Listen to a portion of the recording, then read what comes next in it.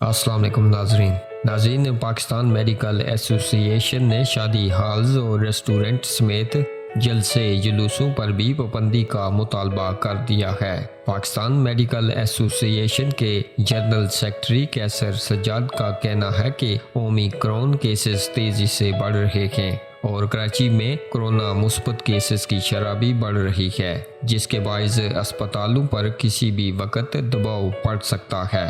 انہوں نے کہا کہ ہم نے کرونا کی 4 لہروں میں سختی نہیں کی، لیکن اب سختی کرنا ہوگی، جس کے لیے شادی ہالز، ریسٹورنٹس اور جلسے جلوسوں کو بند کرنا ہوگا۔ خیال رہے کہ عالمی وبا کی 5ویں لہر میں بے قابو ہوتا کرونا مزید خطرہ بننے لگا، کیونکہ ملک میں یومیہ مثبت کیسز کی شرح تقریباً 9% ہو گئی۔ National command and operation centre NCOC کی جانب سے جاری کردہ تازہ ترین عدد و شمار کے مطابق گزشتہ 24 گھنٹوں میں کرونا سے مزید 7 افراد انتقال کر گئے، جس کے بعد ملک میں کرونا سے لقمہ اجل بننے والے افراد کی مجموعی تعداد 29,019 ہو گئی ہے، جبکہ 24 گھنٹوں میں کرونا کے 49,809 ٹیسٹ کیے گئے، جس میں سے کرونا کے مزید 4,340 کیسز رپورٹ ہوئے۔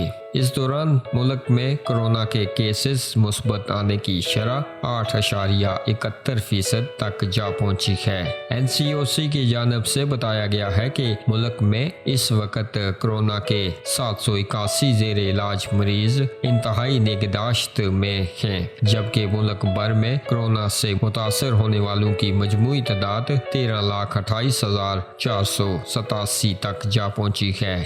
صوبہ سندھ میں اب تک کرونا کیسز کی تعداد 5,02,500 ہو گئی ہے۔ صوبہ پنجاب میں یہ تعداد 4,53,392 بتائی گئی ہے۔